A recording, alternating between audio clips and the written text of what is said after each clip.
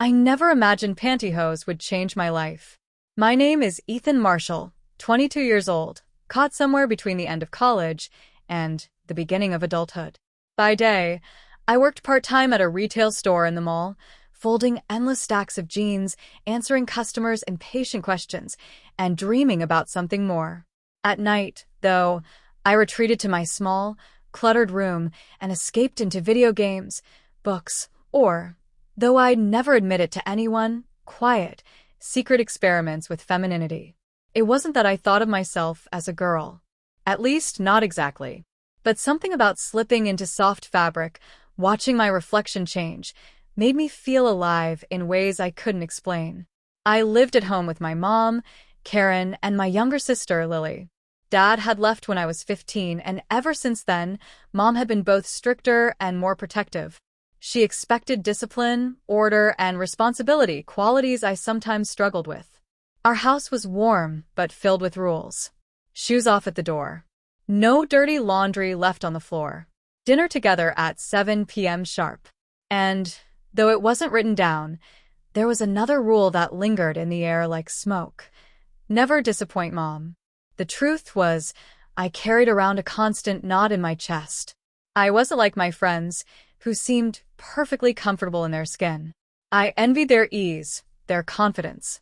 For me, every day felt like acting, a performance where I played the role of normal guy. But deep down, I knew there was another side of me. When I was little, I used to sneak into Lily's room, pretending I was just borrowing a hoodie.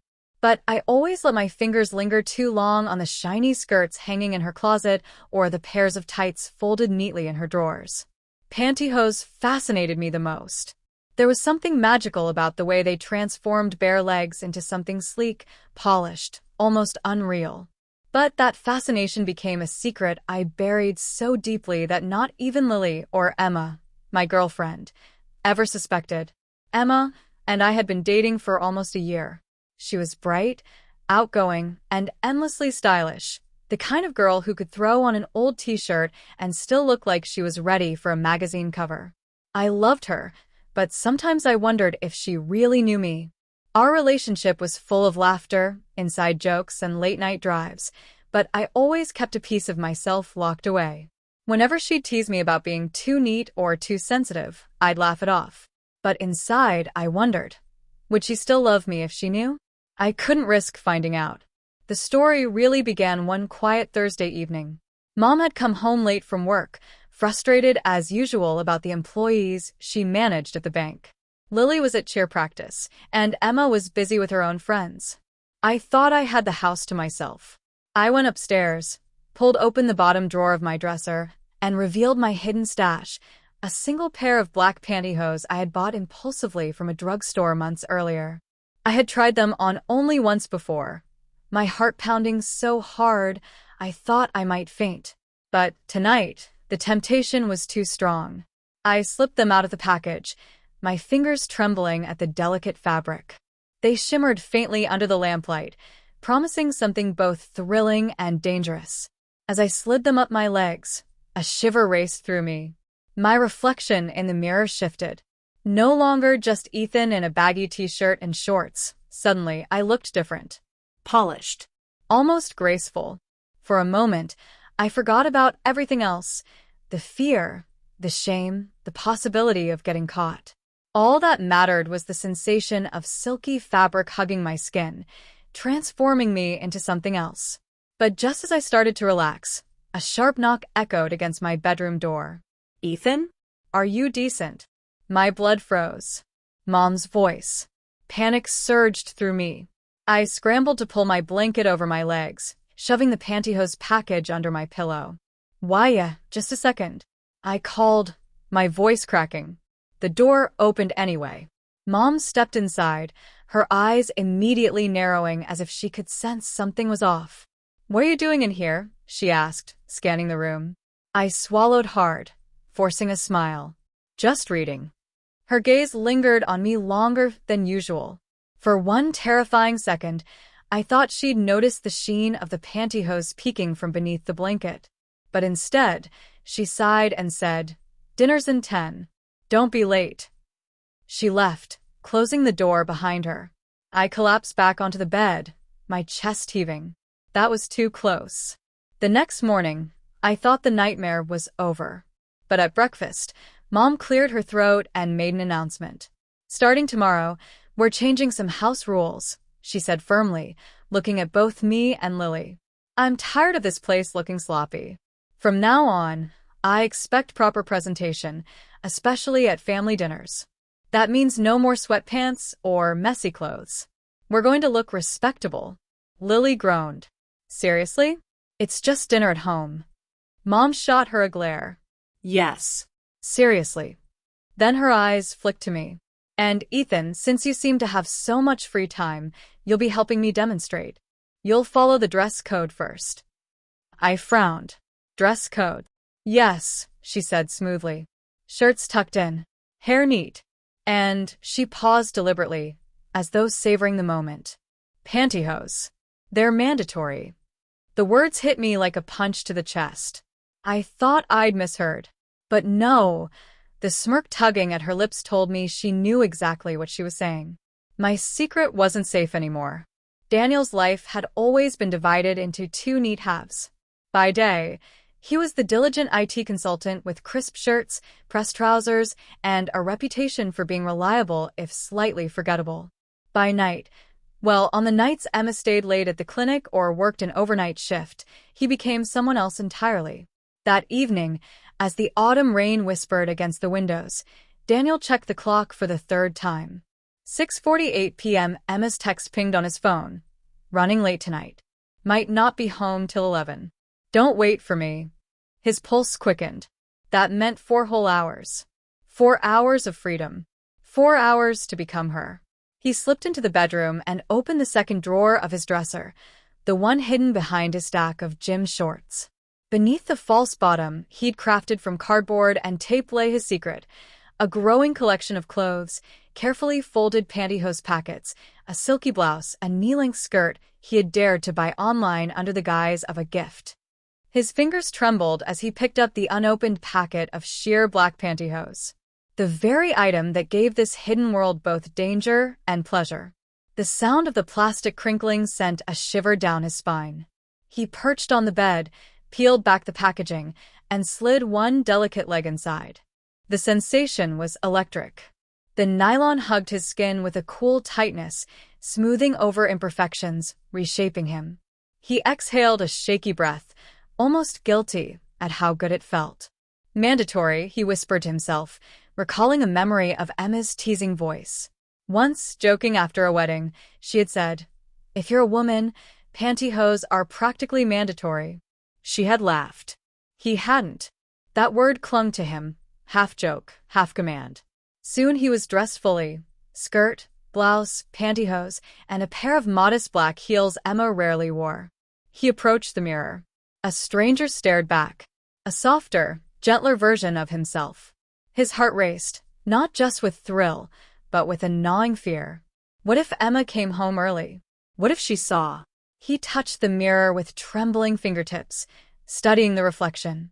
"Who are you?" he whispered. But he knew. Deep down, he had always known. Suddenly, the sound of footsteps echoed in the hallway outside their apartment. Daniel froze. His throat tightened. For one awful moment, he thought Emma had returned. But the steps passed. A neighbor, probably. His lungs deflated in shaky relief. Still, the scare had left him trembling. He sat down, crossing his legs carefully, the pantyhose pulling snug across his thighs. His laptop sat nearby, its glow tempting him. He opened it, pulling up an anonymous forum he had lurked on for months, men and women sharing stories of crossdressing, secrets, confessions. He typed for the first time. "I never knew pantyhose could feel this mandatory. Every time I wear them, I feel alive. But I'm scared my girlfriend will find out. Does anyone else feel trapped between two lives?" His finger hovered over the post button. Posting would mean admitting, even anonymously. He clicked anyway. Replies came fast. Supportive strangers, reassuring him. Some, even envious. Others warning him. Secrets like this had a way of surfacing. The words both comforted and terrified him. As the night deepened, Daniel couldn't resist going further. He experimented with Emma's makeup drawer, shaky hands applying foundation, smudging eyeliner, redoing it 3 times until his reflection became less awkward, more feminine. And then he heard it. The sound of keys at the door. His stomach dropped. Emma wasn't supposed to be home yet. He scrambled, nearly tripping on the heels as he lunged toward the dresser. The pantyhose tugged against his legs as he clawed at the waistband, desperate to pull them down. His chest pounded as the doorknob rattled. Click. The door opened. The door opened slowly, and Daniel's breath caught in his throat. Danny. Emma's voice floated in, casual, tired. Panic tore through him. He yanked at the pantyhose, but the silky fabric clung stubbornly, resisting his frantic pulls. His skirt twisted awkwardly as he stumbled, heart hammering so loud he was sure she could hear it. Danny, are you here? My shift ended early. I couldn't take another minute. My back's killing me. Her heels clicked against the floor as she set her bag down in the hallway. Daniel darted into the bathroom, slamming the door shut just as Emma's shadow stretched into the bedroom doorway. Babe. He pressed his back to the door, gasping for air. His reflection in the bathroom mirror mocked him, eyeliner smudged, lipstick crooked, pantyhose halfway down his thighs. He looked ridiculous, caught between 2 selves, neither one convincing. Emma's footsteps grew closer. Why's the door locked? She asked, a note of confusion in her voice. Think. Daniel forced his voice steady. Just showering. You know, long day at work. There was a pause. Showering with the door locked, she teased lightly, but suspicion threaded her tone. I'll be out in a minute. His voice cracked on the last word. Emma chuckled. Fine. I'm making tea. Want some? Relief washed over him. She was giving him time. But not much. He tore at the pantyhose, finally peeling them off, stuffing them and the skirt into the cabinet beneath the sink. Makeup was harder. He scrubbed his face with toilet paper, but the eyeliner smeared into raccoon shadows. He turned on the tap, splashing water, desperate to erase the evidence. When he finally stepped out, damp-faced and flushed, Emma was curled on the couch with a steaming mug. Her eyes flicked up to him. Wow. You look frazzled. Daniel forced a laugh. Long day. Emma narrowed her eyes. And what's with your face? Were you crying? His stomach dropped. No, just soap in my eyes. Shower, remember? She studied him for a long moment, then smiled and patted the seat beside her. Come here. Daniel sat stiffly, terrified she'd smell the faint perfume lingering from her blouse he'd borrowed. His skin buzzed with guilt. He half expected her to lean in and say, I know. Instead, she rested her head on his shoulder. You work too hard. Promise me you'll take care of yourself. He swallowed hard. Promise. Her trust pierced him deeper than any accusation could. That night, long after Emma had drifted to sleep, Daniel crept back to the bathroom. He pulled out the crumpled pantyhose and held them in trembling hands. He should throw them away. Burn them. Confess. Instead, he whispered to the empty mirror. I never knew pantyhose could be mandatory, but they are. For me. And deep down, he knew this secret wasn't going away. Not ever. The next morning, Daniel couldn't focus at work. His mind replayed every second from the night before, the pantyhose slipping against his skin, Emma's voice outside the door, her head resting on his shoulder with such fragile trust. He should have been terrified enough to stop. But instead, the near disaster only ignited something stronger, the need to do it again. By the time he got home, Emma was still at work. The apartment was silent, but to Daniel, it felt alive, pulsing with possibility. He went straight to the drawer. The pantyhose were wrinkled from being crammed away, but when he smoothed them out and slid them up his legs, the familiar shiver of silk against skin stole his breath. He added a skirt, this time pairing it with Emma's soft cream blouse. The mirror showed a stranger who looked almost believable. Not a joke. Not a mockery. A version of himself that made sense. He even applied the makeup slower this time, steadier hands tracing eyeliner with more confidence. When he was done, he whispered, "Not bad." But the thrill wasn't complete without the risk. He left the bathroom, heels clicking against the wood floor. The sound echoed in the empty apartment, sharp and feminine, and terrifying. Every creak of the floorboards sounded like Emma's key turning in the lock. He paced, practiced walking, tried poses in the hallway mirror. At one point, he even sat at her vanity, brushing out a wig she had once used for a costume party, pinning it over his short hair. The effect startled him. He no longer looked like Daniel in Emma's clothes. He looked like someone else entirely. Someone who belonged in them. He lost track of time until... Click. The front door. Daniel froze. "Danny? You home?" Emma's voice rang out. Panic surged. He dashed to the bathroom, but the heels betrayed him, slipping on the polished floor. He crashed into the table, sending Emma's jewelry box tumbling with a loud clatter. "Danny." Her footsteps quickened. He yanked the wig off, shoving it into a drawer. The pantyhose snagged as he tried ripping them down, tearing them. The blouse clung with static, refusing to come off fast enough. Emma appeared in the doorway.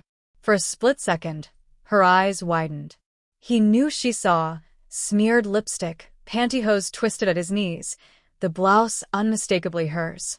Then she blinked, her face smoothing into careful neutrality. "What are you doing?" Daniel's breath caught. I can explain."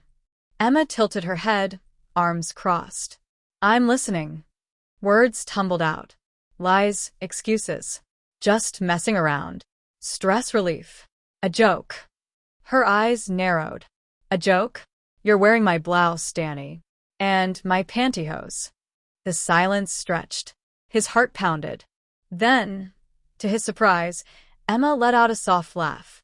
Not cruel, confused, maybe nervous. "Well, that's new." She stepped closer, studying him. "You actually don't look bad." Daniel's cheeks burned. He couldn't tell if she was mocking him or serious. Before he could respond, her phone buzzed. She glanced at it, sighed. "Work. They need me back for a late shift."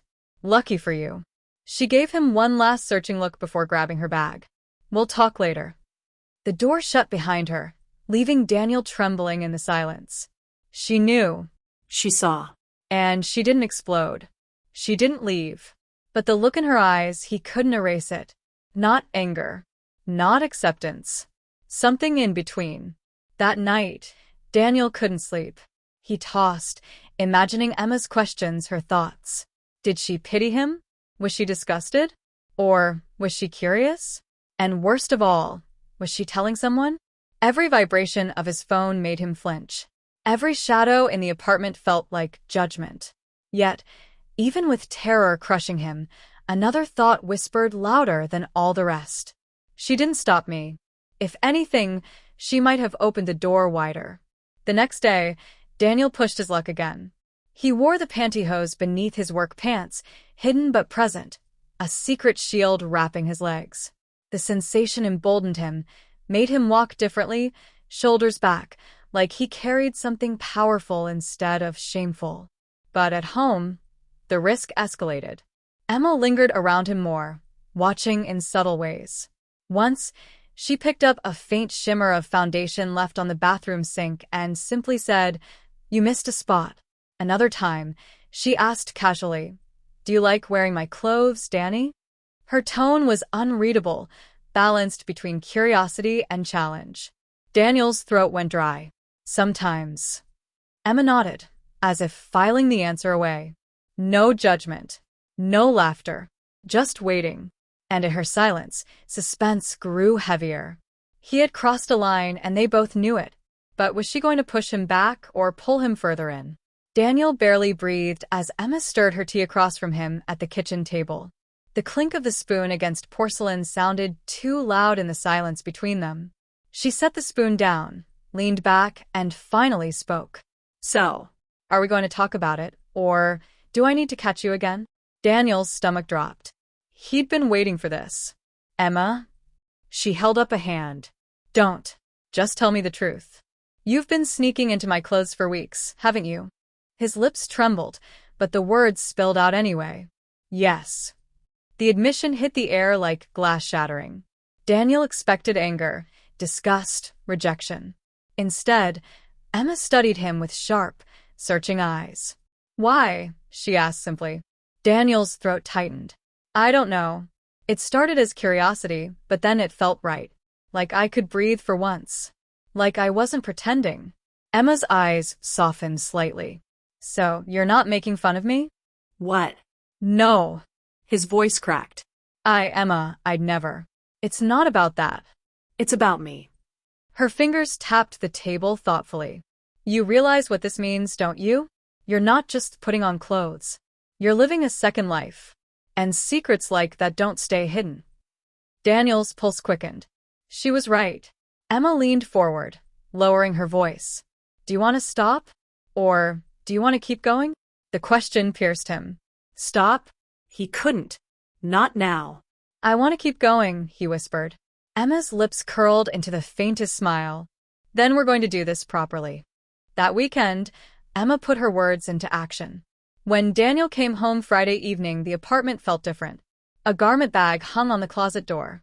Makeup was laid neatly on the vanity. A new pair of glossy black pantyhose waited, folded on the bed. Emma stood by the window, arms crossed.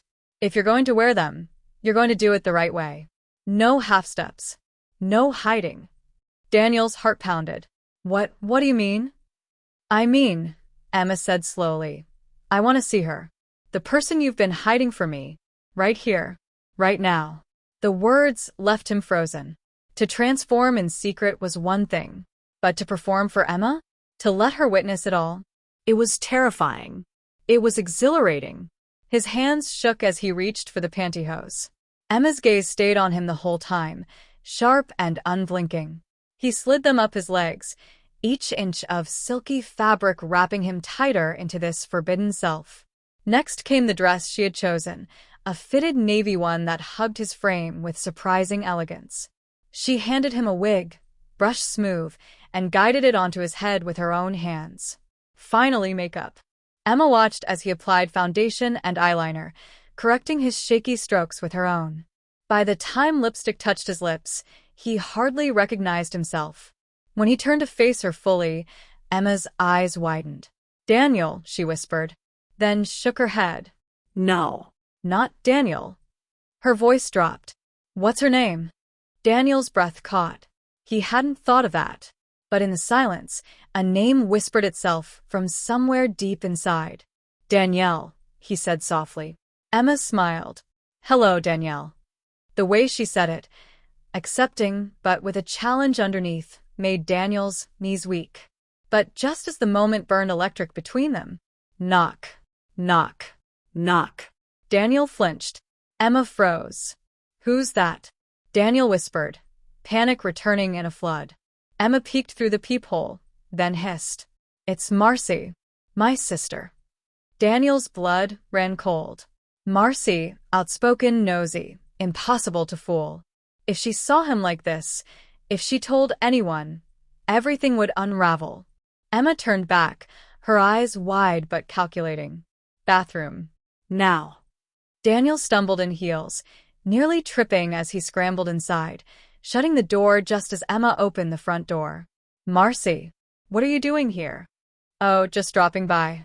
Thought we could hang out." From the bathroom, Daniel pressed his ear to the door, heart pounding like a drum. His reflection in the mirror taunted him.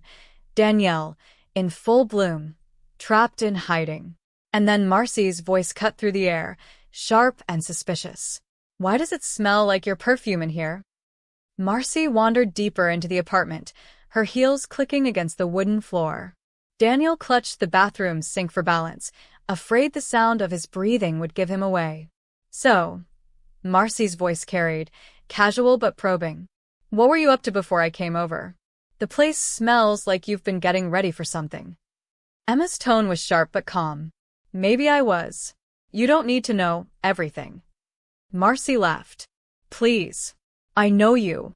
You never wear perfume unless it's for a date, or to cover something up." Daniel's heart lurched. He could almost feel Marcy sniffing the air like a bloodhound, edging closer to the truth with each careless comment. Emma shot back, "Can't I just want to smell nice in my own home?" But Marcy didn't let it go. He heard the faint scrape of her opening the closet. Hangers shifted. Fabric rustled. Emma's tone sharpened. "Marcy, stop snooping. Relax. I'm just looking." A pause. Then, funny. Did you buy a dress in my size?" Daniel's stomach dropped. She must have found the empty hanger. The dress wasn't in the closet because he was wearing it. Inside the bathroom, Daniel's knees buckled. He pressed a hand to his chest, willing himself not to faint. If Marcy so much as walked down the hall and knocked, everything would be over. Emma fought back with a forced laugh. "Not everything revolves around you. Leave my things alone." Marcy sighed dramatically. Fine. "But something's off, Em. You're hiding something." Her words hung heavy in the air. Daniel barely breathed, waiting for the sound of footsteps moving closer. Instead, a phone buzzed. Marcy groaned. "Ugh, it's Mom. I have to take this." Emma pounced. "Perfect. Go." Answered outside. "I need some quiet." There was grumbling, then the sound of the door opening and shutting. Silence. Daniel's body sagged with relief. His hands trembled as he leaned against the sink. A soft knock on the bathroom door. "Danny," Emma whispered urgently. "It's safe. Come out." He cracked the door, peeking out. Emma slipped inside, shutting it behind her. Her eyes searched his face. "See? This is what I meant. Secrets don't stay secrets. You have to decide if you're ready to risk being seen." Daniel swallowed hard. "I almost had a heart attack." Emma cupped his cheek. "You were beautiful. Even in panic, you were beautiful." Her words stunned him. He stared at his reflection, Danielle staring back, shaken but real. That night, lying in bed, neither of them could sleep. Emma finally whispered, "Danny or Danielle, whatever you want me to call you. I need to know, where does this end?" He turned to face her, heart pounding. "I don't know, but I don't think it does. I think this is me." Her eyes glistened in the moonlight. "Then we have to be smart, careful. But one day, someone will find out. Are you ready for that?" Daniel didn't answer, because he wasn't sure. But in the pit of his stomach, he knew the truth. This wasn't a phase. This wasn't optional. Pantyhose, dresses, Danielle. They were becoming mandatory. The fight between my two identities reached its peak that night. Anya, the girl I had become, was more than just a disguise now. She had her own reflection, her own voice, her own friends, even her own place in the world. And then there was me, the cousin who had agreed to a stupid bet, who had gotten trapped in something far larger than he could control, who still remembered what it felt like to wear jeans, to laugh with his old friends, to just be himself. I looked at myself in the mirror, mascara slightly smudged, my earrings glinting under the dim light, lips painted a shade too bold for who I once was. My hands shook as I touched my face, almost like I was trying to peel off the mask, but the mask wasn't there. It was me. Aria's words cut deeper than any of my own doubts. "Why fight it? You've already lost the boy you were. And look at you now, you're perfect." Her tone was sweet, but underneath it was victory, maybe even a little cruelty. She wasn't wrong, she had won. And yet, even as I trembled, even as I wanted to scream, I couldn't deny something terrifying. A part of me didn't want to let go. Because when I walked down the street as Anya, people smiled at me, held doors for me, treated me differently. When I wore those dresses, when my hair brushed against my shoulders, when my voice softened, I wasn't invisible anymore. I mattered. The boy I used to be, he had always felt small. Weak. Unnoticed. But the girl I was becoming, she was unforgettable. That thought nearly broke me. My cousin smiled knowingly, like she could see the storm in my eyes. "You'll thank me one day. You'll see that this is who you were meant to be all along." I wanted to scream no, but when I opened my mouth, nothing came out. Instead, I felt tears running down my cheeks, not just of fear, but of something else I couldn't admit even to myself. Maybe she was right. Maybe I was already gone. The rain came down hard that night, drumming against the windows as if the world itself was trying to drown out my thoughts. I stood in front of the mirror, trembling in my heels, mascara streaking from the tears I couldn't control. I wasn't supposed to cry like this. I wasn't supposed to feel like this. But the reflection staring back at me was no longer a costume. The curve of my lips, the softness of my cheeks, the delicate way my hair framed my face, it wasn't something I could just take off anymore. And the worst part? I didn't know if I wanted to. Arya leaned against the doorframe, arms crossed, her eyes full of something between triumph and pity. "You're beautiful, Anya. You can't deny it anymore." I turned toward her, voice shaking. "Stop calling me that. I'm not her. I'm me. But the name I wanted to say, the name of the boy I had been, caught in my throat. It was as if it no longer belonged to me. Arya stepped closer, her hand brushing my cheek. "It's too late. You're her now. You'll never be him again." The word struck like a knife. Too late. Never again.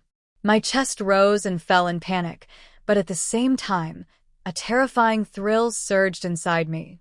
Because when she said it, part of me felt relief. That realization nearly broke me. "I didn't choose this," I whispered, almost pleading. "You forced me. You trapped me." Arya's smile widened, soft but dangerous. "Maybe at first. But look at you now. You don't even want to go back. Admit it." I shook my head violently, backing away until I hit the wall. No. "You don't get to decide who I am." But my voice cracked, high and delicate, the voice of Anya, not the boy I remembered. And that was when I realized the truth. The boy I had been was slipping away, piece by piece. Arya's eyes locked on mine, and for a moment, the room was silent except for the storm outside. Then she whispered the words that would haunt me forever. "He's already gone." My knees gave out. I slid to the floor, clutching my skirt, sobbing into the fabric as the thunder roared. I wanted to scream, to tear everything away, to undo it all. But deep inside, another voice whispered, quiet, dangerous, undeniable. What if she's right? What if this is who I am now? I covered my ears, shaking my head, trying to silence it. But the voice only grew louder. The boy was gone, and the girl was all that was left. The door creaked open. Another figure stepped inside. I froze, my breath catching in my throat. Because the person who walked in wasn't Arya. It was someone else. Someone who should never have seen me like this. Their eyes widened. Their lips parted. They looked at me. The makeup, the dress, the tears, the girl I had become, like they were seeing a stranger. And in that instant I knew everything was about to change. Forever.